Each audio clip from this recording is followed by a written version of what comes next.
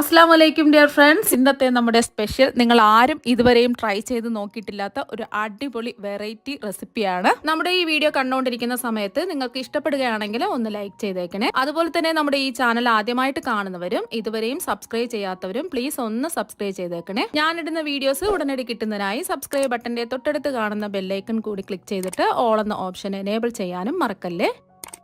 അതിനായിട്ട് ഒരു കടായിലേക്ക് 1.5 കപ്പ് വെള്ളം ഒഴിച്ചു കൊടുക്കാം. അളവ് കപ്പിലാണെന്നുണ്ടെങ്കിൽ 250 ml കപ്പിന് 1.5 കപ്പ് വെള്ളമാണ് ഒഴിച്ചു കൊടുക്കേണ്ടത്. അപ്പൊ ഗ്ലാസിന്റെ അളവിലാണ് വെള്ളം അളന്നെടുക്കുകയാണെന്നുണ്ടെങ്കിൽ 1.5 ഗ്ലാസ് വെള്ളം എടുക്കുക. ഇനി ഇതിലേക്ക് ഒരു 1/2 കപ്പ് നല്ല കട്ടിയുള്ള തേങ്ങാപ്പാല് ഒഴിച്ചു കൊടുക്കാം. തേങ്ങാപ്പാല് വേണമെന്ന് നിർബന്ധമൊന്നുമില്ല, അതിന് പകരമായിട്ട് 2 കപ്പ് വെള്ളം എടുത്താലും മതി. തേങ്ങാപ്പാലും കൂടെ ചേർത്ത് കൊടുക്കുമ്പോൾ നല്ലൊരു പ്രത്യേക ടേസ്റ്റ് ആയിരിക്കും. അപ്പം ഗ്ലാസിന്റെ അളവിലാണെന്നുണ്ടെങ്കിൽ 1/2 ഗ്ലാസ് തേങ്ങാപ്പാല് എടുക്കുക.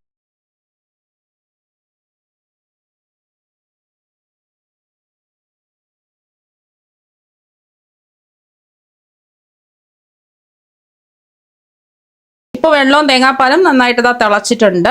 ഇനി ഇതിലേക്ക് നമ്മൾ ചേർത്ത് കൊടുക്കുന്നത് അരിപ്പൊടിയാണ്. ഒട്ടും തരിയൊന്നുമില്ലാത്ത ഇടിയപ്പം പത്തിരിക്കൊക്കെ എടുക്കുന്ന വറുത്ത പച്ചരിപ്പൊടിയാണ് എടുത്തിട്ടുള്ളത്. അതും ഒരുമിച്ച് ചേർക്കരുത്, കുറച്ചായിട്ട് ഒന്ന് ചേർത്ത് ഇളക്കി യോജിപ്പിച്ചെടുക്കുക.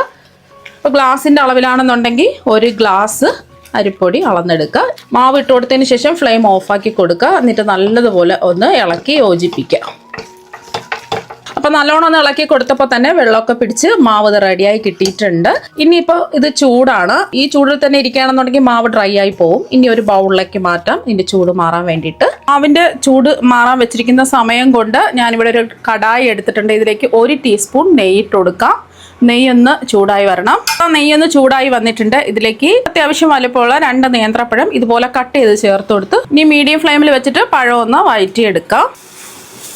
അപ്പോൾ പഴത്തിൻ്റെ നിറമൊക്കെ മാറി വയന്ന് വന്നിട്ടുണ്ട്. ഇനി ഇതിലേക്ക് ആവശ്യത്തിനുള്ള ശർക്കരയോ പഞ്ചസാരയോ ചേർത്ത് കൊടുക്കുക. ഞാനിപ്പോൾ ഇതിലേക്ക് പഞ്ചസാരയാണ് ചേർത്ത് കൊടുക്കുന്നത്. ഒരു 2-3 ടേബിൾ സ്പൂൺ ചേർത്ത് കൊടുത്താൽ മതി. നമ്മളെടുത്ത നേന്ത്രപ്പഴത്തിൻ്റെ മധുരത്തിനനുസരിച്ചിട്ടുള്ള പഞ്ചസാര ചേർത്ത് കൊടുക്കുക. കുറച്ച് മധുരം മതി എന്നുള്ളവർക്ക് 2 ടേബിൾ സ്പൂൺ പഞ്ചസാര മതിയാവും. പഞ്ചസാരയും കൂടെ ചേർത്ത് കൊടുത്തിട്ട് ഒന്ന് ഇളക്കി കൊടുക്കുക.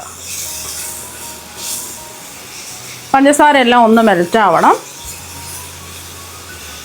അപ്പോൾ ആ പഞ്ചസാര എല്ലാം മെൽറ്റ് ആയിട്ടുണ്ട്. ഇനി ഇതിലേക്ക് നമ്മൾ ചേർത്ത് കൊടുക്കാൻ പോകുന്നത് തേങ്ങാപ്പാലാണ്. ഞാനിപ്പോൾ 2ാം പാല് ഒരു 2 കപ്പാണ് ഒഴിച്ചു കൊടുക്കുന്നത്.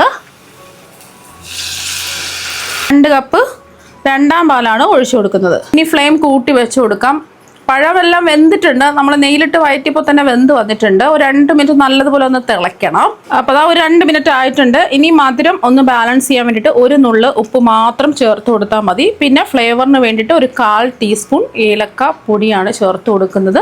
ഏലക്കയുടെ തരി മാത്രം പൊടിച്ചെടുത്തിട്ടുള്ള ഏലക്കപ്പൊടിയാണ്. അപ്പോൾ അതൊന്ന് ഇളക്കി കൊടുത്തതിന് ശേഷം ഫ്ലെയിം ഒന്ന് കുറച്ച് വെച്ച് കൊടുക്കുക. ഇനി നമ്മൾ മാവ് കലക്കി വെച്ചില്ലേ, ബാക്കി വന്ന മാവ് കലക്കി വെച്ചത് ഇതിലേക്ക് ഒന്നുകൂടി കലക്കിയതിന് ശേഷം ഇതിലേക്ക് അങ്ങ് ഒഴിച്ചു കൊടുക്കുക. അപ്പോൾ പെട്ടെന്ന് ഇതിനത് ഒന്ന് കുറുകി വരും. പെട്ടെന്ന് തന്നെ ഇളക്കി കൊടുക്കുക, അല്ലെങ്കിൽ കട്ട പോലെ മാവായി പോവും.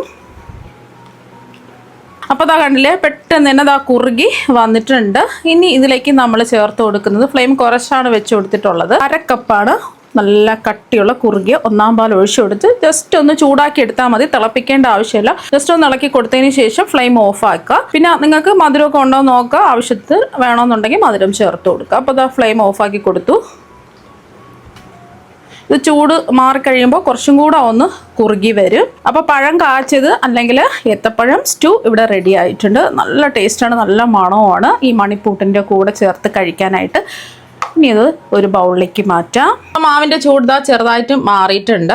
ഇനി ഇതിലേക്ക് ഒരു 1/2 ടീസ്പൂൺ നെയ്യ് ചേർത്ത് കൊടുക്കുക. നെയ്യ് വേണം നിർബന്ധമൊന്നുമില്ല. നെയ്യിന് പകരം നമുക്ക് വെളിച്ചെണ്ണ വേണമെന്നുണ്ടെങ്കിലും 1 ടീസ്പൂൺ ചേർത്ത് കൊടുക്കുക. ഇനി കൈ വെച്ചിട്ട് നന്നായിട്ട് ഇതൊന്ന് കുഴച്ച് യോജിപ്പിച്ചെടുക്കണം. മാവ് നല്ല സോഫ്റ്റ് ആക്കി എടുക്കണം.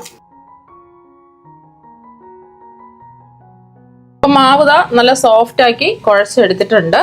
ഇനി നമ്മൾ കുഴച്ചെടുത്ത മാവ് ഇപ്പം ഞാൻ ഒരു അരിവാള എടുത്തിട്ടുണ്ട്. ഇതിലേക്ക് കുറച്ച് നെയ്യൊന്ന് തടവി കൊടുത്തിട്ടുണ്ട്. അപ്പോൾ നെയ്യോ എണ്ണയോ ഒന്ന് തടവി കൊടുക്കുക. ഇനി നമ്മൾ ഉരുട്ടിയെടുത്ത മാവ് ഇതിലേക്ക് അങ്ങ് വെച്ച് കൊടുക്കുക. നന്നായിട്ട് കൈ വെച്ചിട്ട് ഒന്ന് അമർത്തി പ്രസ് ചെയ്ത് കൊടുക്കുക. ഇതുപോലെ ചെറുതായിട്ടൊന്ന് പ്രസ് ചെയ്ത് കൊടുത്തതിന് ശേഷം ഇതൊന്ന് തിരിച്ച് പിടിക്കുക. അപ്പോൾ ഉള്ളിൽ നിന്ന് കൈ വെച്ചിട്ട് മാവ് ഇതുപോലെ ഒന്ന് പ്രസ് ചെയ്ത് കൊടുക്കുക. നമ്മളിതുപോലെ മാവൊന്ന് കൈവച്ച് പ്രസ് ചെയ്യുമ്പോൾ ഇതുപോലെ മാവ് കിട്ടും. ഇത് നമുക്ക് ഒരു കത്തി കൊണ്ടോ അതുപോലെ ഒന്ന് കട്ട് ചെയ്തങ്ങ് മാറ്റാം.